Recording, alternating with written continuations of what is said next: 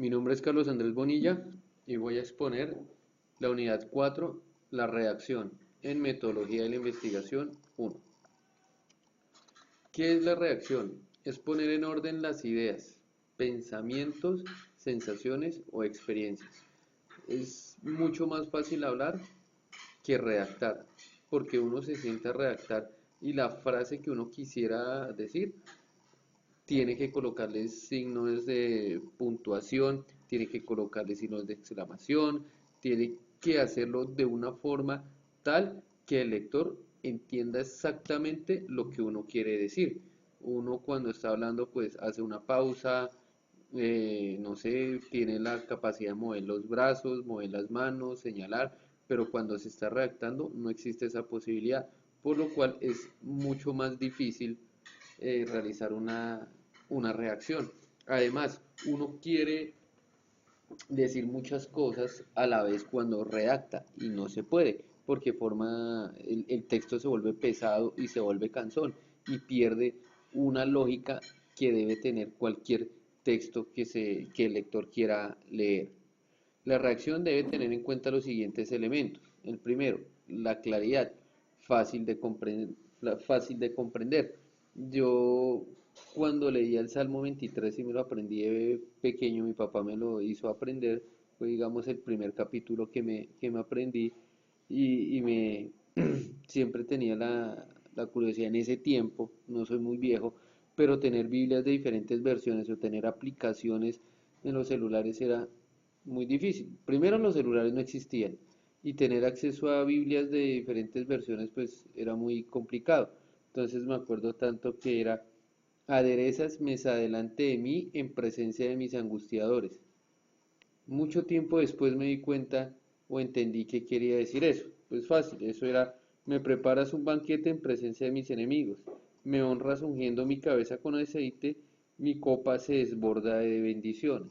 Pues es mucho más fácil entender eso que entender aderezas mesa delante de mí en presencia de mis angustiadores. Pues el texto, el autor, pues no fue para nada claro en ese versículo. El siguiente elemento que se debe tener en cuenta es la concisión. ¿Qué es la concisión? La concisión es la brevedad. Esa brevedad que debe tener todo escrito. Es decir, debe haber una economía lingüística, debe ser claro de entender, no una frase bastante larga que lo haga difícil de entender y lo vuelva cansón. Debe tener precisión, es decir, expresar la idea en un solo sentido, que uno entienda la idea al leer la primera frase o el primer, digamos, línea del texto y que no tenga, que en una frase no diga tres, cuatro cosas que uno dice, pero ¿qué quiere decir el autor? Y lo haga cansón y uno tenga que volverse otra vez a leer. Me imagino que todos leímos en el colegio a Platón y Sócrates y esos libros de filosofía. Uno lee esos libros de filosofía y uno no entiende nada. Entonces tiene que volverlo a leer y volverlo a leer y al final uno de 5 6 10 hojas un libro es muy poco lo que uno entiende. También debe tener sencillez, palabras, palabras claras, palabras sencillas. Se deben utilizar palabras simples, sin tanto rebusque de palabras para adornar el escrito. No, con que sea simplemente sencillo y fácil de entender es suficiente. Debe tener vigor expresivo, es decir, variedad de vocabulario. Cuando se habla de variedad de vocabulario no quiere decir palabras rebuscadas, sino que tenga varias palabras y que sea rico en el texto, que sea rico en vocabulario, pero que no sea pesado el artículo que se escribe o el libro. Debe haber adecuación. ¿Qué es adecuación? Un grado de respeto por parte del autor.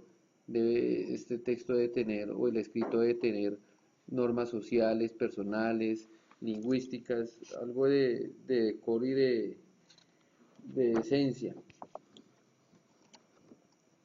Coherencia. La coherencia es organizar la estructura, es tener introducción, párrafos, capítulos, conclusiones, espacios, etcétera. Es decir, todo el artículo, todo el libro, toda la redacción debe tener un orden lógico y se debe organizar una estructura. cuando estemos haciendo trabajos de grado, los trabajos de grado deben tener una introducción, deben tener conclusiones, siempre deben tener conclusiones, que es la conclusión del libro, de lo que uno quiera, de lo que uno escribió. Yo cuando compro libros o cuando leo trabajos de grado, siempre voy a las conclusiones y a la introducción.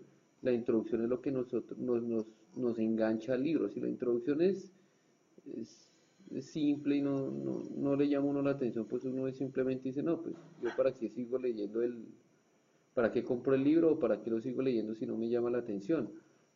Porque uno, por ejemplo, cuando va a una feria del libro o cuando uno va a una librería cristiana, dice, uy, ese libro me interesa, se ve chévere el título. Pero si la introducción no me engancha, pues yo para qué sigo leyendo, para qué compro el libro o para qué lo sigo leyendo. Y debe haber cohesión, relación entre las oraciones. Como les decía, debe ser coherente. Si no es coherente, pues pierde todo el sentido.